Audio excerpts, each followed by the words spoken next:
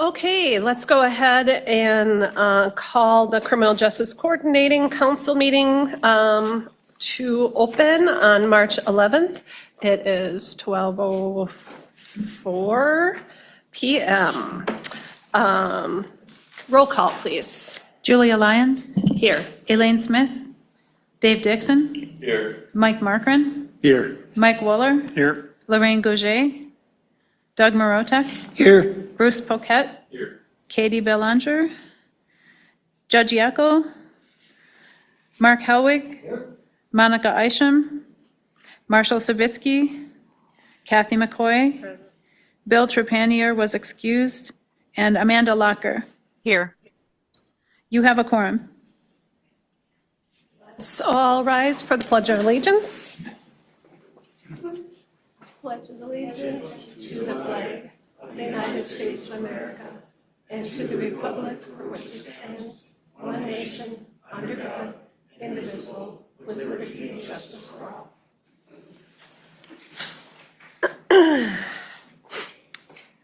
Could we have certification? This meeting was noticed to the media and public as required by Section 19.84 of the Wisconsin statutes. Okay, and looking at the agenda, are there any changes? Hearing none, we can move forward. Any public comment? Anybody online? Okay. And looking at the meeting minutes from,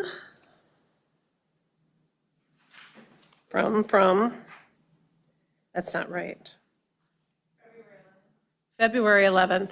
So we do have we're going to have to do a discussion. So we can move because they're dated March 11th.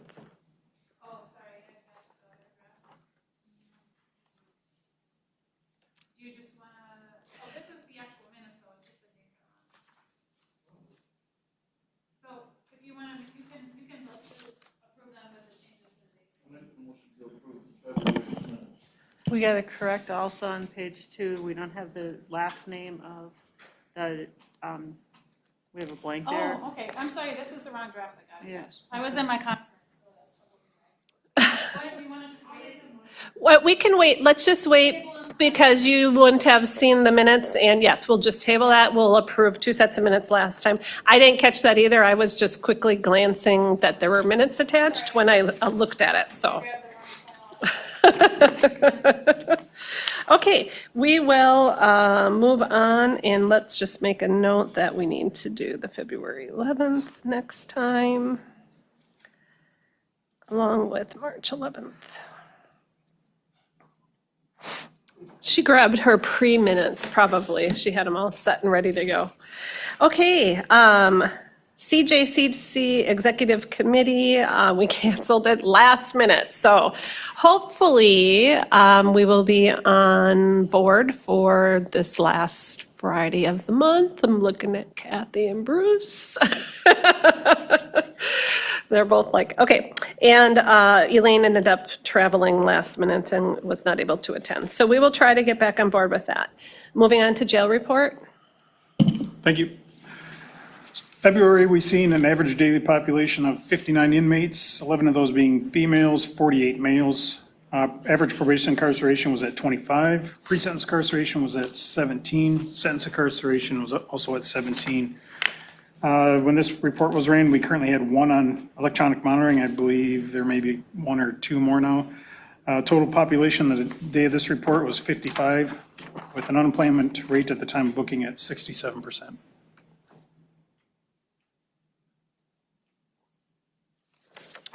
Does anybody have any questions on the jail report? Kathy, just to kind of follow up, you were asking about MAT and where things are at with that. Actually, Justin and I have a meeting coming up.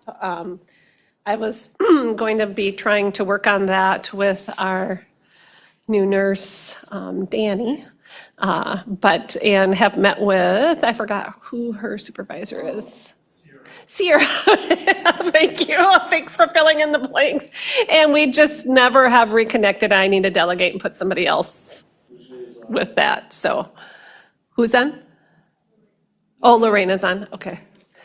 Okay, so anyways, I just wanted to let you know that we're kind of, we'll try to take another stab at it. Things are going very well, though, as far as the MOU is in place and there's been a lot of good progress. Mike, can you put your, Since the MOU's been signed, that we've been working really well with the tribe. The clinic's been in, everything's been, I couldn't ask for anything better, so no issues. the medicated assisted therapy for drug addiction, for substance use. Right. So one thing I was just going to comment, that's the first time I've ever seen the unemployment rate at the time of booking below 70%. So I don't know if there's a trend there or something that we should be making a correlation with that. I mean, we were at 80%, 90%. I mean, this is the first time it's been below 70%. So I don't know what that says about the people that are, I don't know if it's something to be thinking about or whatever. What Some were type you of- talking about? I missed The the first unemployment part. rate at the time of booking. Oh. Which has always been like. Hi. High. This is the first time it's been below 70%. I mean, we were at 89, 90%. So this is a trend, obviously, it looks like, to me. So I'm just wondering if that's something somehow we need to be thinking about or what's happening, that it's good, it's coming down. I mean, that shows that we have more people working, so.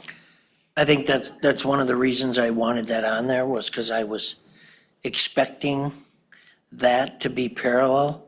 As the jail population come down, the unemployment rate would come down as well. People who are busy are less likely to get into trouble. Right. Agreed.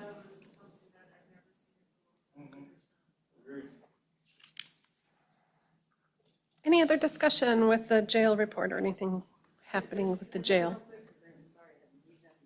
We've been cutting too close. And I'm sorry I didn't hear your full report. But there's still Huber, right? There's still Huber privileges?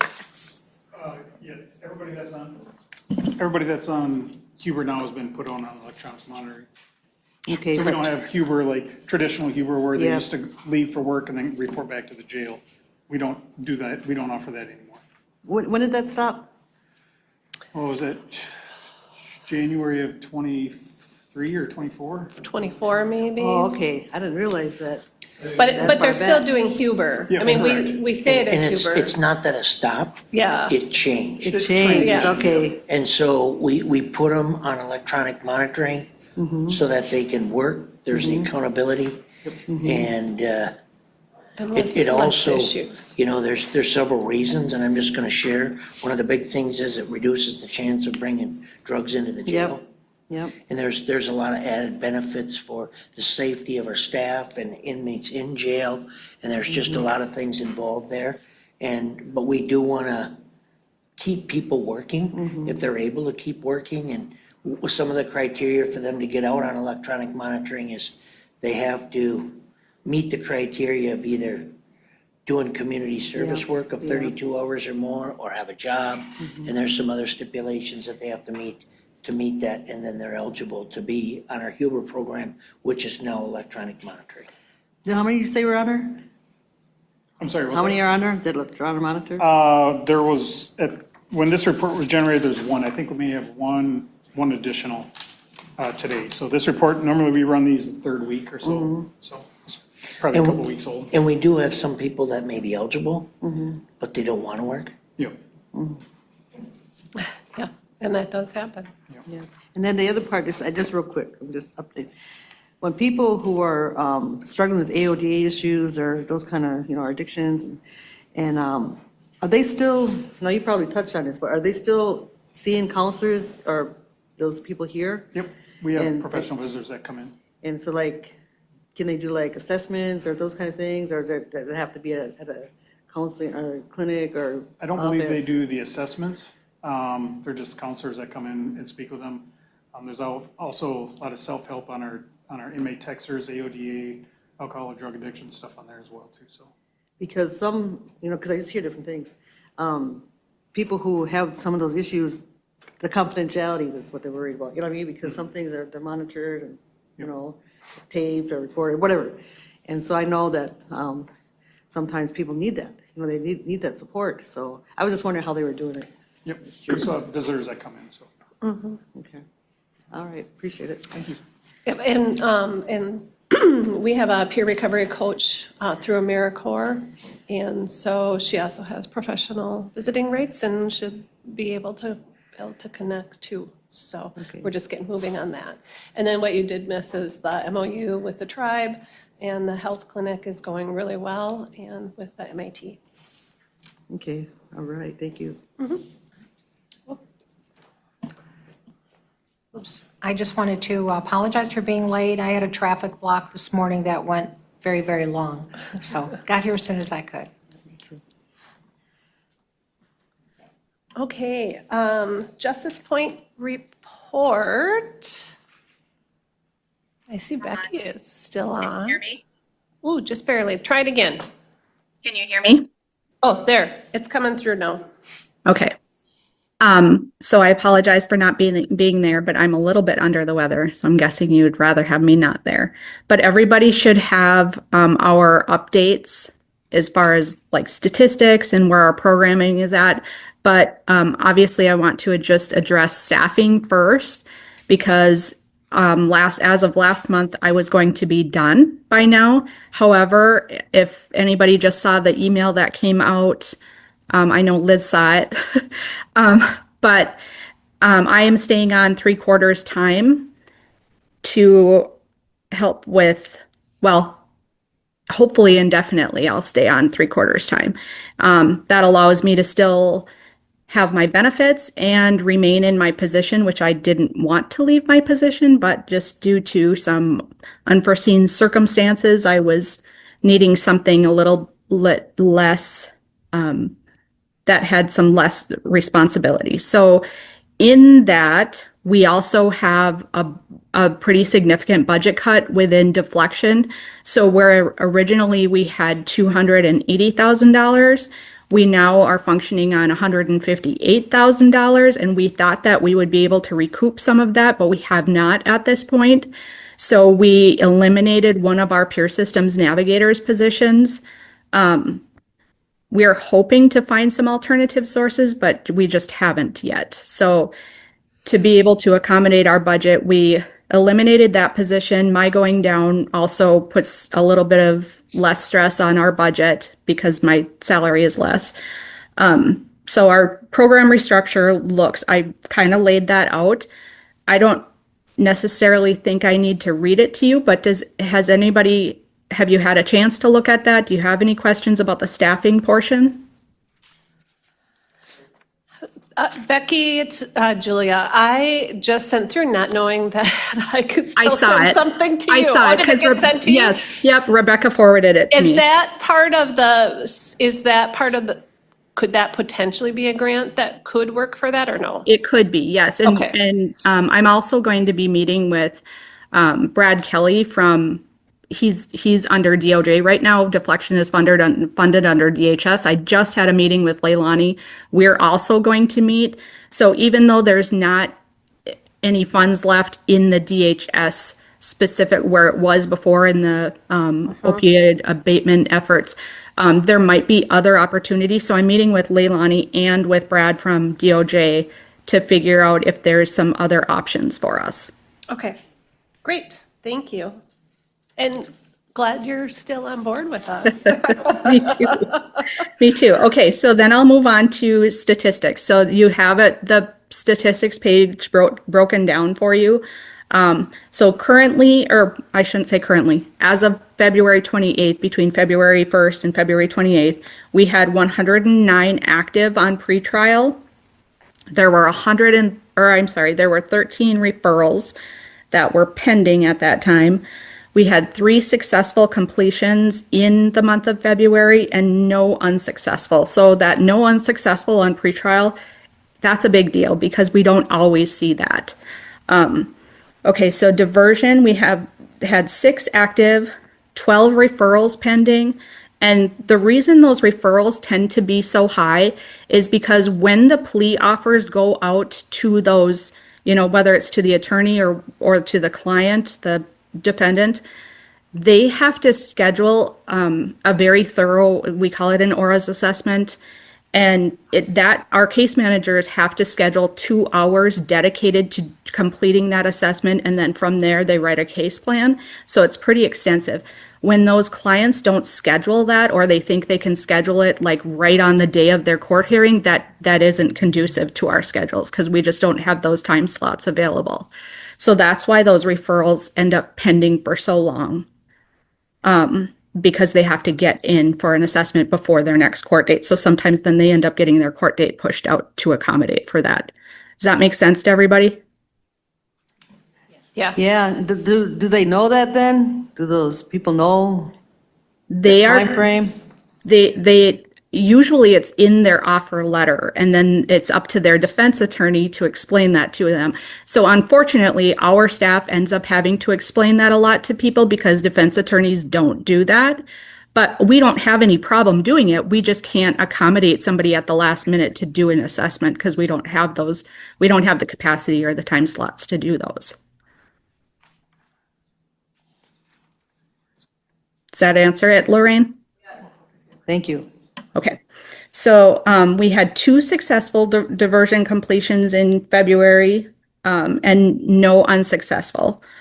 Treatment court, we have 3 active. One, actually, I think there's 2, possibly 3 referrals pending. So they'll have to go through those assessments and then determine if they're eligible. And then they also have to get an AODA assessment. So that processing time tends to be a little bit longer than diversion. Deflection, we continue to do our outreach, even though we're down 1 navigator. We've made, part of our restructuring is to accommodate for that. But all of our community events are going really, really well. And not that it's part of deflection, it is part of jail program, but I just reached out to Sheriff, Chief Deo and Lieutenant this morning to talk about an event that we're trying to plan for the first week of June for specifically jail program professional visitors, because our professional visitors, and I don't know if this list that I give you speaks to the volumes of the number of hours that our visitors put in, but I just think it's really important that we show them our appreciation for everything that they do. And also, I wanted to say on the jail program side of things, we have 2 different specific workers that come in to work with people on employment that can also do transitional services. So they don't just work with them while they're incarcerated, they work with them after they get released. And in fact, Matthew from Pathways, who's listed on here, he issues people phones, and Lieutenant has allowed him to drop those off so that when people get released, they have a phone specifically to stay in contact with Matthew for those transitional services, which is really helpful. And then also, Lorraine, I didn't want to pipe in before, but there are people who come in. We have a lot of AODA providers who come in as professional visitors, and between the peer recovery coach, our peer systems navigators, we can coordinate transitional services for people going out, whether it's AODA, AA, MAT services, like all of those different things. That's what those positions are specifically for. So does that tie in like treatment then? Those Yes. who need that at that Yep. time? Yep.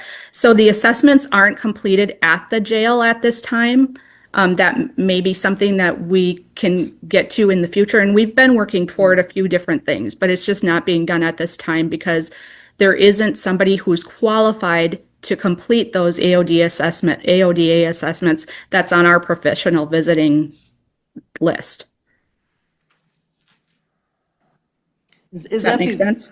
Yeah, just want to ask one more question real quick. Is that offered if a inmate has been sentenced or revoked or sitting and you're working on these other ways, or is there any difference in the time frame there or where they're at? Or is that something that is needed and it can be done? There's not really a difference in time. It really is, like Lieutenant said, there's a slew of offerings on their texters. And then in addition to that, word gets around. So when somebody attends one session or, whatever it is, and they like that, they usually convey that to other jail residents. And so there's very few secrets. So what we offer is pretty much well known, and they have a lot at their fingertips. There is I think, Lieutenant, correct me if I'm wrong, is there like 153 different links on the texters? Yeah, you're on. I believe there may even more, but yes. Okay, and though they're not all specific to like employment or AODA services, my point is that there is a ton of resources that we have been able to attain and add to those texters, and we're consistently adding more because people will reach out to us and offer things that are, it's easier to put in electronic form, or whether it's an application to receive services through something or whatever, but we're continually updating that. Thank you, Becky. Yep. Everything is pretty stagnant with TAD. I mean, in a good way. We are still waiting for our site report. So as soon as we get those results, I will share those and with Liz so that she can distribute those. And Reaching Rural, same thing. That one's taking a long time, but I would imagine it's because the funding is so cut in that regard. And then we already talked about jail programs. Does anybody have any questions?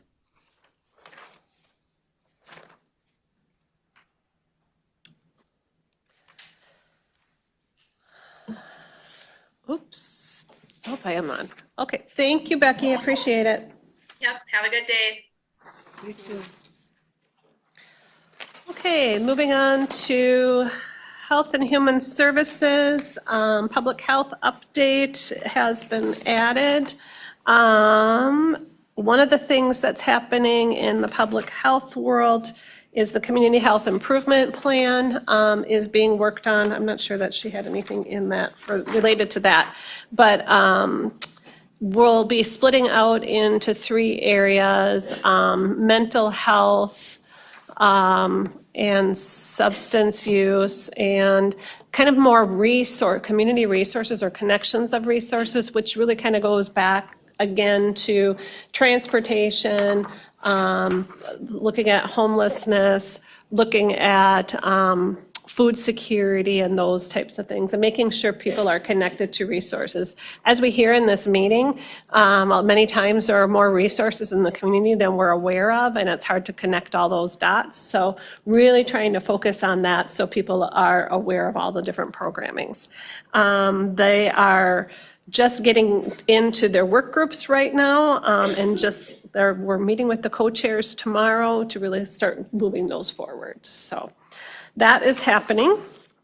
On the human services side, we are working on getting CCS up and running. We have a few clients, referrals that are pending, and doing some restructuring within the department, so may be able to have, and just Becky, kind of more for your awareness as we move forward, thinking about Recovery Court, where does that lie with CCS and making referrals and assessments through that, and potentially, if we have that gap in doing some assessments in the jail, maybe that's something we can be looking at in the future too, as we make some of those transitions.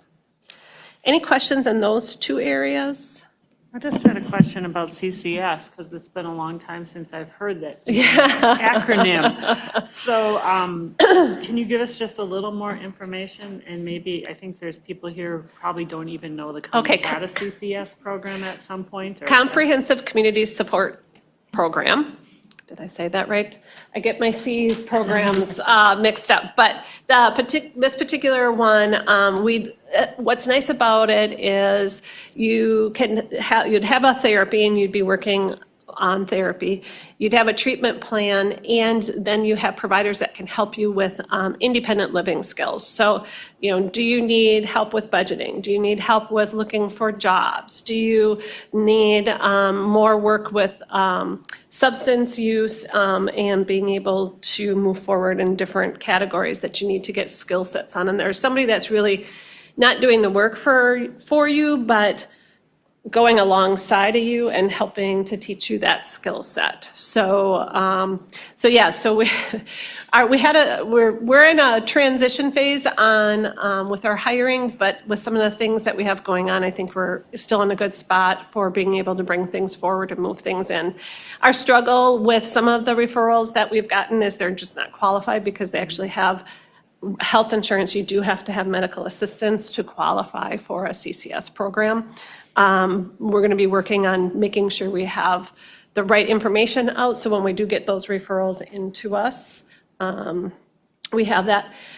The LCO has a CCS program, which is alive and strong, but I think that there might be a waiting list on that. I don't know, Lorraine, if you've heard lately, but it's been, I think they're pretty inundated. Being used and they're providing those services, so that I know. I can always check in and see where it's at too. Yeah, I think the last time I asked Marie, it was busy. Yeah, so we'll bring that back. Yeah. But yeah, so we want to keep focusing on that, how we can make sure that we're getting people into programming, and perhaps, those are things that we can, even on release, maybe move them into some programming there as well. So we'd really like to focus our attention in the criminal justice system. So is there any projection of how many individuals you might be able to serve through that program? At this point, we have a half-time facilitator, or she will be trained in, as soon as she's trained in. And then we'll have to hire on. So the person that was in the position is transitioning to another position, but we were training up another person, so it's kind of confusing without seeing it. So it takes at this point, there's no waiting list. We're getting people on and getting people moving through the system. I just want to say, it would have been nice to have that Health and Human Services stuff you just had up in our, Would you like me to add that to the CJCC agendas in the future? Because last night there's that whole Alicia Carlson's meeting. Oh, yeah, we could do a behavioral health report. Well, and that'll be all changed, but yeah, that, well, we can add that on there. yeah, that information that you just had up there was Good, okay. good to have. We can add that.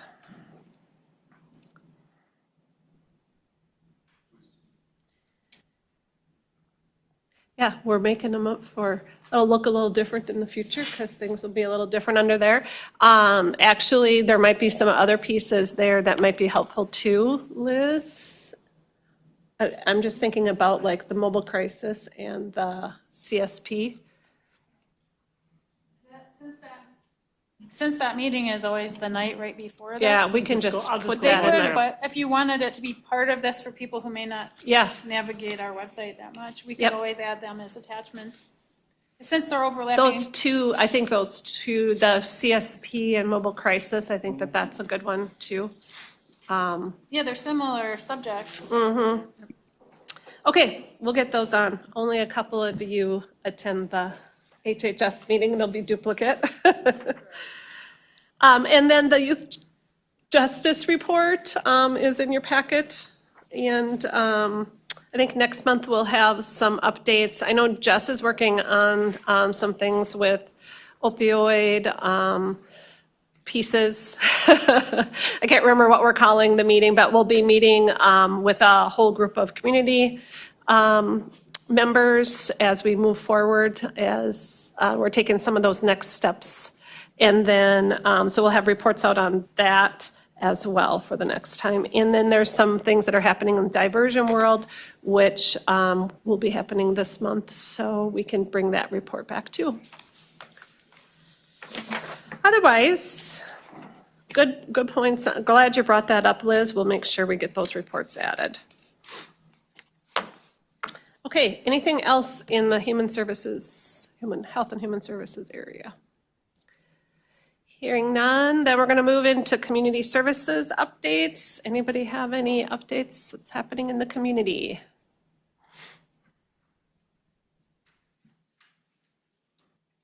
Okay, outside committee updates?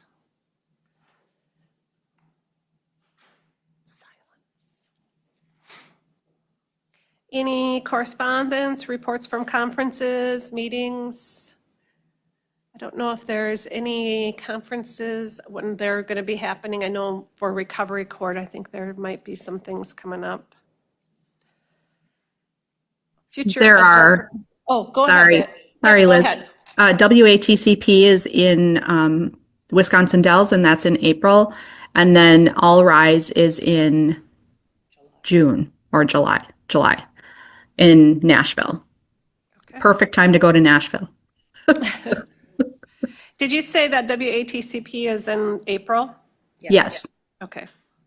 And then also just to tag on as far as, reports, I just sent an email to Mike regarding some projects that multiple deflection sites throughout Wisconsin are part of, like a research project for data collection.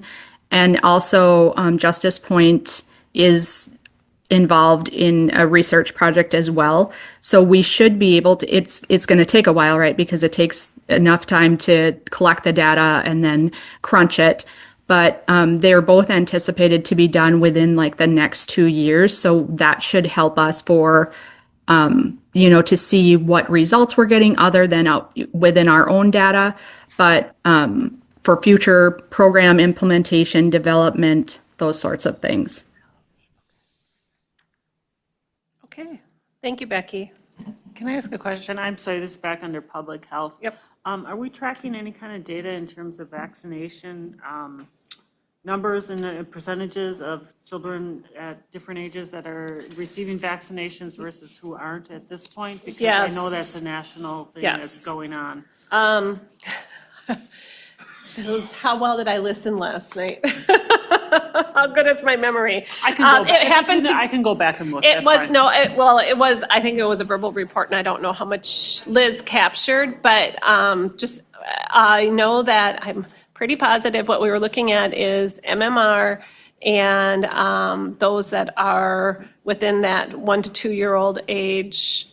And I think the state was at 79%, we're at 71%. But then when you look at the overall, when you look at all of the recommendations, I believe Sawyer County is at 54%. However, the health department did apply for and received a grant to focus in on that. So their letters have been going out, and there's quite a few different efforts that are being made to try to get those vaccines up. For MMR, if you have both of the series, you're 98% effective, right? I can look at Jess because she knows these numbers very well. 98% effective of preventing measles. So But there were more cases reported, that's, yeah, so we gotta watch that. yeah. So that's to answer that question. Any other things for the reports? Otherwise, we'll move on to future agenda items. We'll add those additional reports to public health, to Health and Human Services. And, and the February minutes. Thank you. Anything else that anybody would like added or any future discussion items? I'd just like to make note that I'll be out of town for the next meeting. I'll be gone that whole week. Okay. So I won't be here. Okay. Hopefully. The next meeting, we said we were going to make sure April 8th, is it? April 8th, yeah. that's what we were going to add on the bottom of all of these. I got to remember to do that. It's on the minutes, on the templates I have, but it was never on the agenda. Okay. Okay, next meeting, April 8th. Anything else? We are adjourned. Thank you. Thank you.